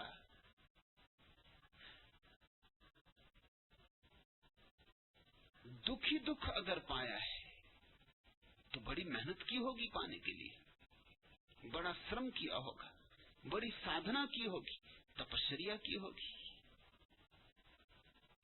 अगर दुख ही दुख पाया है तो बड़ी कुशलता अर्जित की होगी। दुख कुछ ऐसे नहीं मिलता, मुफ्त नहीं मिलता, दुख के लिए कीमत चुकानी पड़ती। आनंद तो यूं ही मिलता है, मुफ्त मिलता है, क्योंकि आनंद स्वभाव है। दुख अर्जित करना पड़ता है, और दुख अर्जित करने का पहला नियम क्या है? सुख मांगो और दुख मिलेगा, सफलता मांगो विफलता मिलेगी,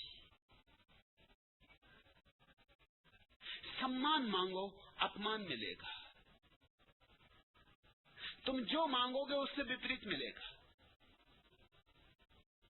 तुम जो चाहोगे उससे विपरीत घटित होगा, क्योंकि ये संसार तुम्हारी चाह के अनुसार नहीं चलता, ये चलता उस परमात्मा की मर्जी से।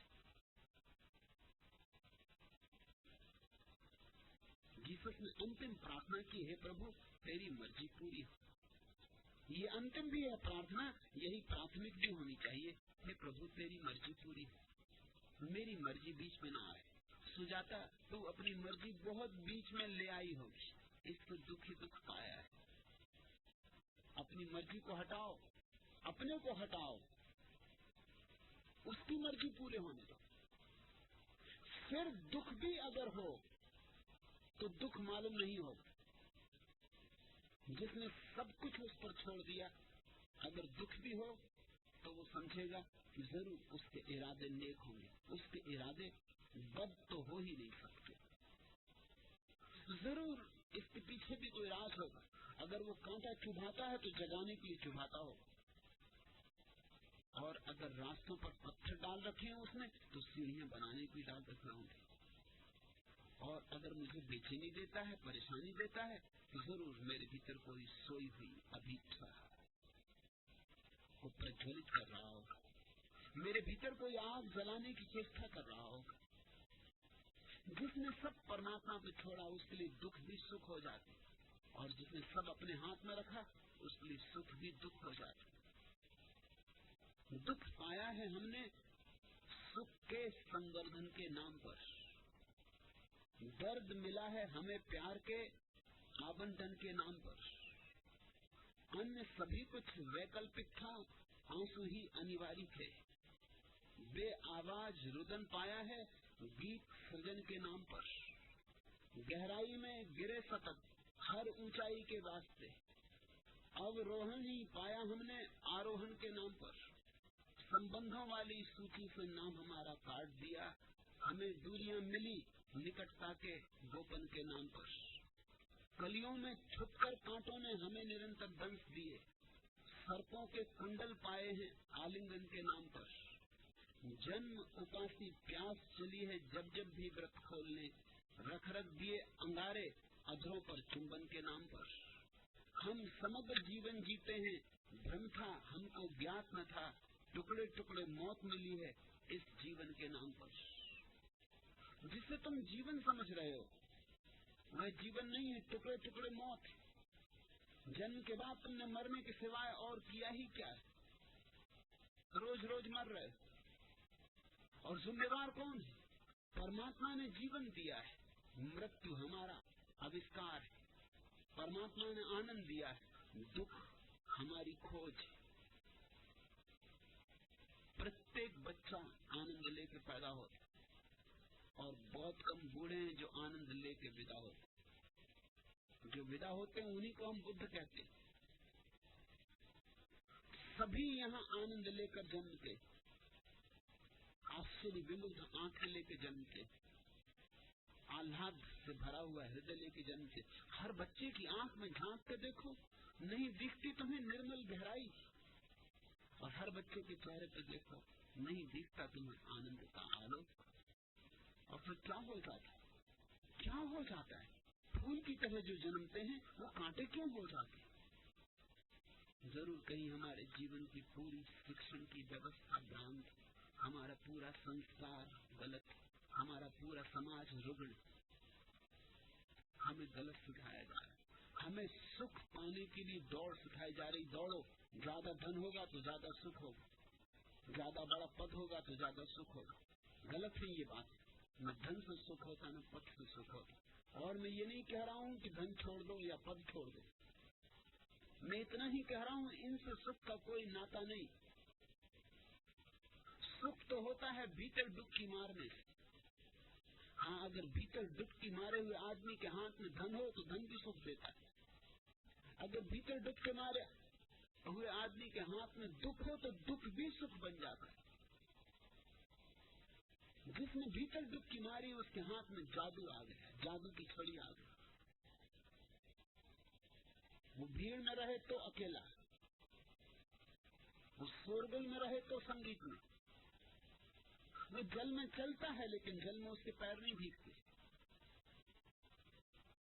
तू पूछती सुजाता, इस जीवन में मैंने दुख ही दुख क्यों पाया है?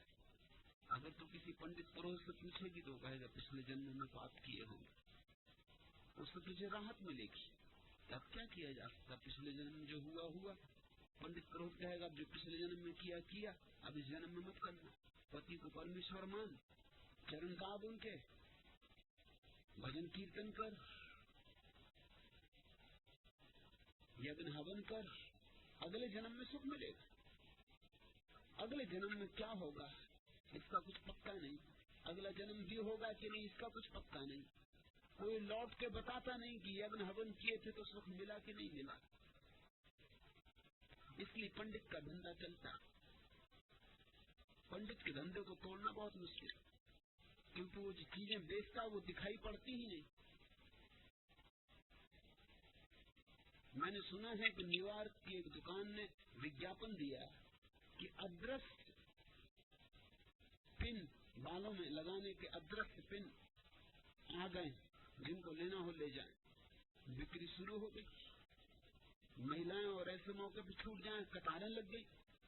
अदृश्य पिन दिखाई ना पड़े तब तो मजा आ गया, पिन दिखाई पड़ता जरा बेहुदा तो लगता ही है। एक महिला ने खरीदा, डब्बी खोली, तो दिखाई तो पड़ा ही नहीं। दिखाई पड़ने का तो कोई सवाल ही नहीं था। अदृश्य पिन दिखाई कैसे पड़ा? उस महिला ने कहा कुछ दिखाई तो पड़ता नहीं। उसने कहा अदृश्य पिन है, ये दिखाई कैसे पड़ी? तो उसने पूछा कि है भी इसमें कि नहीं? अब उस दुकानदार ने कहा ये मत पूछो, 3 सप्ताह से स्टॉक नहीं है मगर बिक्री तो जारी।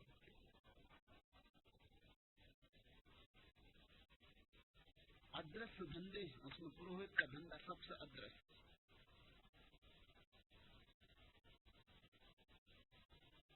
तू अगर किसी पंडित पुरोहित के पास गई होती तो तुझे सांत्वना भी मिलती कि पिछले जन्मों के पाप हैं, कटे जा रहे हैं, कट जाने। कटी जाना अच्छा है, जो किया है उसको भर जाना ही ठीक। अगले जन्म में सुख ही सुख होगा, ये मैं तुझसे नहीं कर सकता। ये दुख अगर तुझे मिल रहे हैं तो पिछले जन्मों के नहीं। पिछले जन्मों के दुख पिछले जन्मों में मिल गए होंगे। परमात्मा उधारी में भरोसा नहीं करते।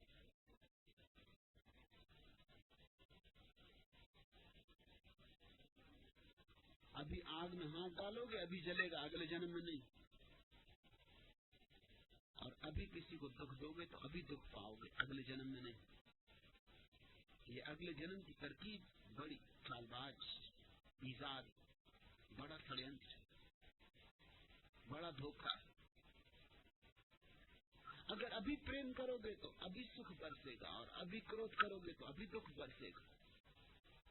सच तो यह है, क्रोध करने के पहले ही आदमी क्रोध से भस्मीभूत हो जाता है। दूसरे को जलाओ उसके पहले खुद जलना पड़ता है। दूसरे को दुख दो उसके पहले खुद को दुख देना पड़ता है। ये पिछले जन्मों के दुख नहीं है, अभी तो जो कर रही है उसी का परिणाम। पहले तो मेरी बात सुनकर तुझे चोट लगेगी क्योंकि सांत्वना नहीं मिलेगी, लेकिन अगर मेरी बात समझे तो छुटकारे का उपाय भी, तो तुझे खुशी भी होगी। अगर इसी जन्म की बात है तो कुछ किया जा सकता है। यही मैं कह रहा हूं कि अभी कुछ किया जा सकता है। सुख छोड़ो, सुख की आकांक्षा छोड़ो। सुख की आकांक्षा का अर्थ है बाहर से कुछ मिलेगा तो सुख, बाहर से कभी सुख नहीं मिलता। सुख की सारी आकांक्षा को ध्यान की आकांक्षा में रूपांतरित करो। सुख नहीं चाहिए, आनंद चाहिए, और आनंद भीतर है। तो भीतर जितना समय मिल जाए सुजाता, उतना भीतर डुबकी मारो। जब मिल जाए, दिन रात काम धाम से बच के, जब सुविधा मिल जाए, पति दफ्तर चले जाएं, बच्चे स्कूल चले जाएं, तो घड़ी 2 घड़ी के लिए द्वार दरवाजे बंद करके,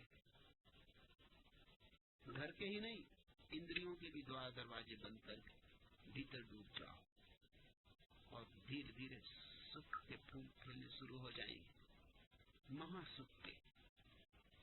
और वे ऐसे फूल हैं जो खिलते हैं तो फिर मुरझाते नहीं।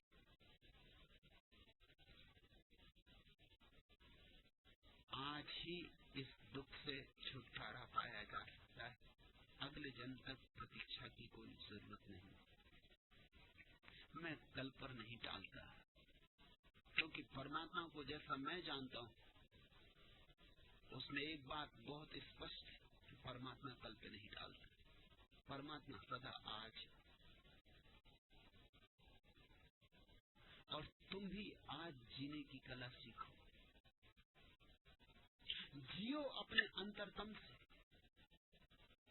पर निर्भर नहीं, आत्मनिर्भर जियो। भीतर की ज्योति से, बाहर के दियों का भरोसा छोड़ो। इनसे सिर्फ अंधेरा मिलता है, रोशनी नहीं मिलती। इनसे सिर्फ अमावस आती है, पूर्णिमा नहीं आती। न तो सुजाता पति से सुख मिलेगा, न बच्चों से, न घर से, न द्वार से। उसी आशा में अटकी रहेगी तो दुख पाएगी। और फिर तुझे याद दिला दूं, मैं ये नहीं कह रहा हूं कि भाग जा हरिद्वार, काली कमली वाले बाबा के आश्रम में जाकर बैठ जाए, ये मैं नहीं कह रहा हूं। जहां है वहीं रहो, पति भी ठीक, बच्चे भी ठीक, घर भी ठीक, सब ठीक, मगर भीतर अपने खोदना शुरू कर दो, भीतर का कुआं खोदना शुरू कर दो। जल्दी ही जैसे हर जमीन के नीचे जल स्रोत है, ऐसे ही हर हृदय के भीतर आनंद का स्रोत है।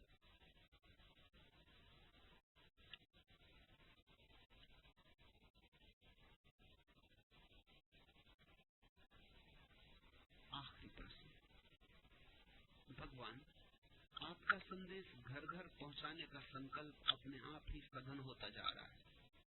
समाज हजार बाधाएं खड़ी करेगा, कर रहा है, जीवन भी संकट में पड़ सकता है, मैं क्या करूं? नीरज, जीवन तो संकट में है ही, मौत तो आएगी, इसलिए अब और जीवन संकट में क्या पड़ सकता है? मौत से बड़ी और क्या दुर्घटना हो सकती है? लोग बिगाड़ क्या लेंगे?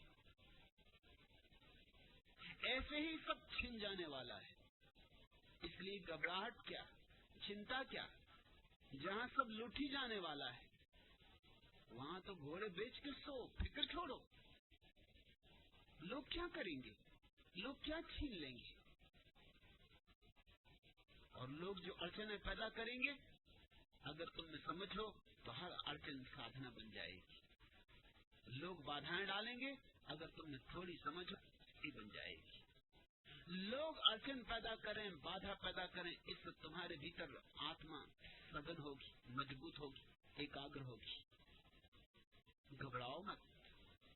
अगर संकल्प जग ही रहा है तो तुम क्या कर सकते हो? अब संदेश को पहुंचाना ही होगा, ये तुम्हारे बस की बाहर बात। अगर परमात्मा तुम्हारे भीतर से कोई गीत गाना ही चाहता है तो गा के रहेगा, और जब गाना ही चाहता है तो फिर तुम दिल से, पूरे दिल से साथ हो जाओ, ताकि गीत पूरा प्रकट हो, ऐसा अटका अटका न हो।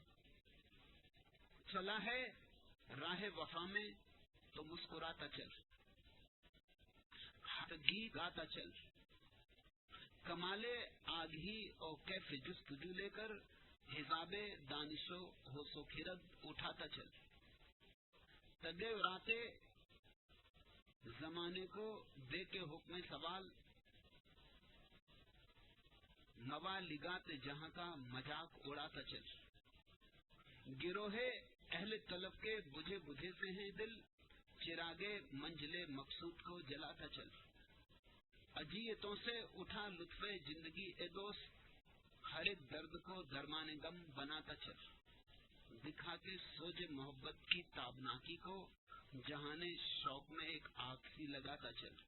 मजाजे बेही को जल बदल, पयामे अख्तरे अक्षनवा सुनाता चल। एक गीत तेरे भीतर पैदा होना शुरू हुआ नीरज, होने तो पैदा। चला है राह वफा में तो मुस्कुराता चल। रास्ता ठीक है तो मुस्कुराते चलो, डर क्या? हवा दसात के बरबत में गीत गाता चल। आपत्तियां तो आएंगी, आपत्तियों के साज को बजाओ, उन्हीं पर गीत गाओ। कमाले आगही और कैफे जुस्तजू लेकर, उत्साह और उमंग से, ज्ञान और खोज की अभीप्सा से, हिसाबे दानिशो होशो खिरद उठाता चल। बुद्धि पर पड़े जितने पर्दे हैं वो सब हटा दो। अब अपने भी हटाओ, दूसरों के भी हटाओ।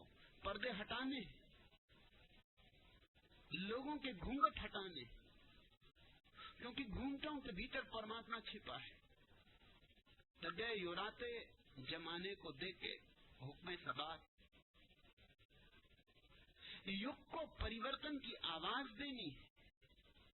मवा लिगाते जहां का मजाक उड़ाता चल। और दुनिया तो उपद्रव खड़े करेगी, उसके अंधविश्वास, उसकी धारणाएं उपद्रव खड़ा करेंगी। हंसते हुए चलो, मजाक करो, घबराओ मत। दुनिया के अंधविश्वासों का मजाक उड़ाओ,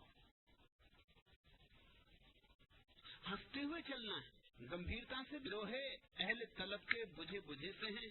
जरा देखो, लोगों की जिंदगी के चिराग बहुत बुझे बुझे से हैं। यात्री दल चल रहा है और बिना चिराग, बिना मसालों के। गिरोहे अहले तलब के बुझे बुझे से हैं। यात्रा करने वालों के दिल भी बुझे बुझे से हैं। चिरागे मंजिले मकसूद को जलाता चलो। हिम्मत करो, थोड़े दिए जलाओ, थोड़ी रोशनी करो। अजीतों से उठा लुत्फे जिंदगी ये दोस्त। और ये जो दिए जलेंगे, यही तुम्हारे आनंद का कारण बन जाएंगे, यही तुम्हारे उत्सव का कारण बन जाएंगे। इस जगत में इससे बड़ी और कोई सौभाग्य की घड़ी नहीं। तुम्हारे हाथ से अगर किसी की जिंदगी में एक फूल भी खिल जाए तो इससे बड़ी और कोई धन्य घड़ी नहीं है। अजीतों से उठा लुत्फे जिंदगी ये दोस्त। हर एक दर्द को दरमाने गम बनाता चल। और कष्ट तो आएंगे, लेकिन उन सारे कष्टों को तुम्हारे गीतों में जोड़ लो। उन सारे कष्टों को तुम्हारी सीढ़ियों में जोड़ लो। उन सारे कष्टों को भी प्रभु का प्रसाद समझो। परमात्मा जो भी देता है ठीक ही देता है, उसकी मर्जी पूरी हो। आज